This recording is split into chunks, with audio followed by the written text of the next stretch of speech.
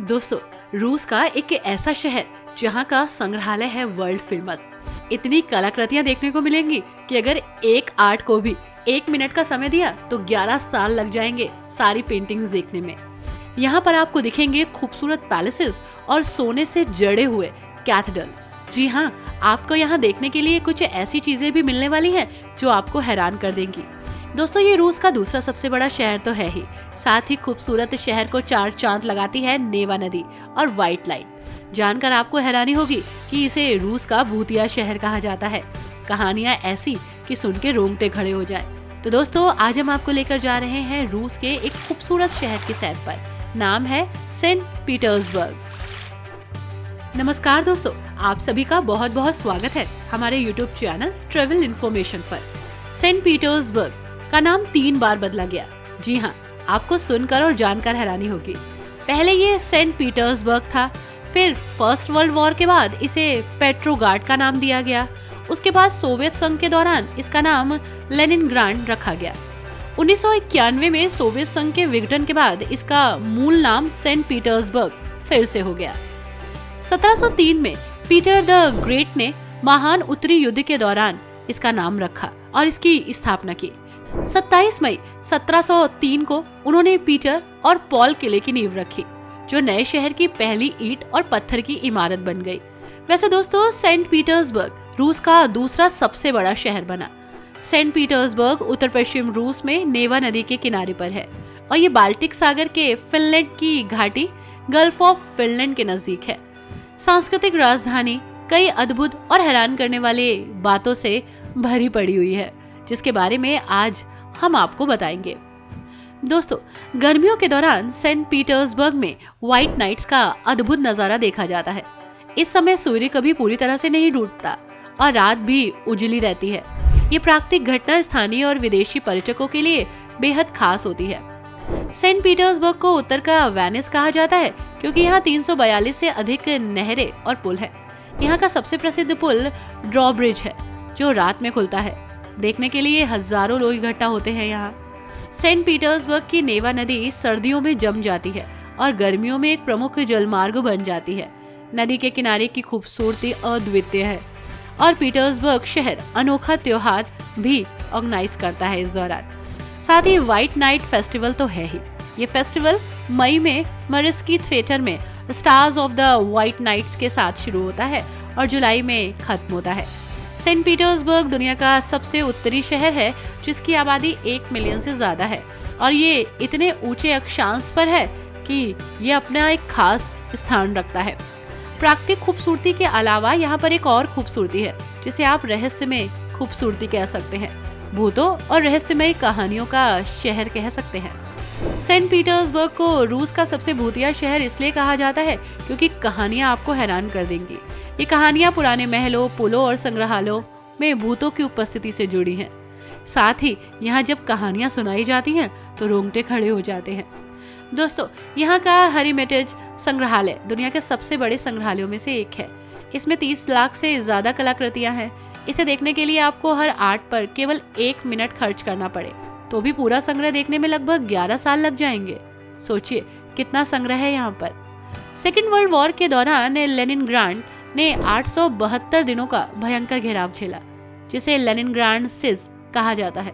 लाखों लोग भूख और ठंड से मारे गए, लेकिन शहर ने हार नहीं मानी, यानी शहर लड़ता रहा। सेंट पीटर्सबर्ग की मेट्रो प्रणाली दुनिया की सबसे गहरी मेट्रो में से एक है। इसकी सबसे गहरी स्टेशन लगभग 86 मीटर नीचे स्थित है और ये इसे बहुत ही खास बनाता है। सेंट आइजैक कैथेड्रल का गुंबद 100 किलोग्राम से ज्यादा शुद्ध सोने से ढका हुआ है। ये संरचना इतनी भारी है कि इसे बनाने में लगभग 40 साल लग गए। दोस्तों, अब जरा सोच के देखिए इसका इतिहास कितना समृद्ध होगा। दोस्तों, यहाँ का पेट्रोव पैलेस अपनी भव्यता और 150 से अधिक फव्वारों के लिए जाना जाता है।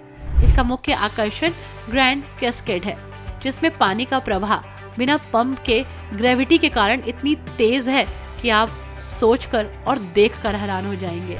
यानी ग्रेविटी प्राकृतिक रूप से ग्रैंड कैस्केल को चलाती है और इसके प्रभाव को आगे बढ़ाती है। दोस्तों, सेंट पीटर्सबर्ग रूसी साहित्य के महान लेखकों जैसे अलेक्जेंडर पुश्किन और फ्योडोर दोस्तोयेवस्की का घर है। उनकी कहानियां, उनकी कविताएं इस शहर का जिक्र बार बार करती है और सीरियसली जब आप पढ़ेंगे तो शहर को और नजदीक से जानेंगे। पीटर और पॉल किला शहर में बनी पहली इमारत है। ये सेंट पीटर्सबर्ग का मूल गढ़ है।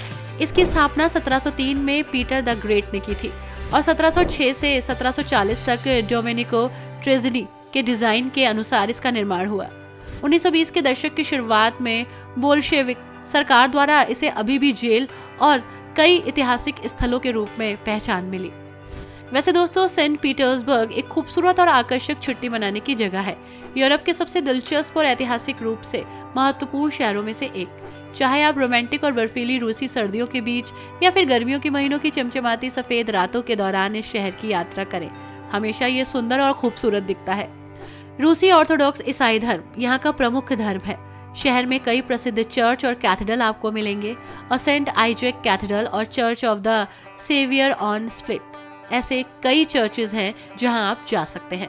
यहाँ पर आपको इस्लाम धर्म भी देखने को मिलेगा। इसी के साथ इस्लाम दूसरा सबसे बड़ा धर्म है यहाँ पर। शहर में आपको मस्जिदें भी मिलेंगी, चर्च भी मिलेंगे, साथ ही ऐतिहासिक धरोहर स्थल भी।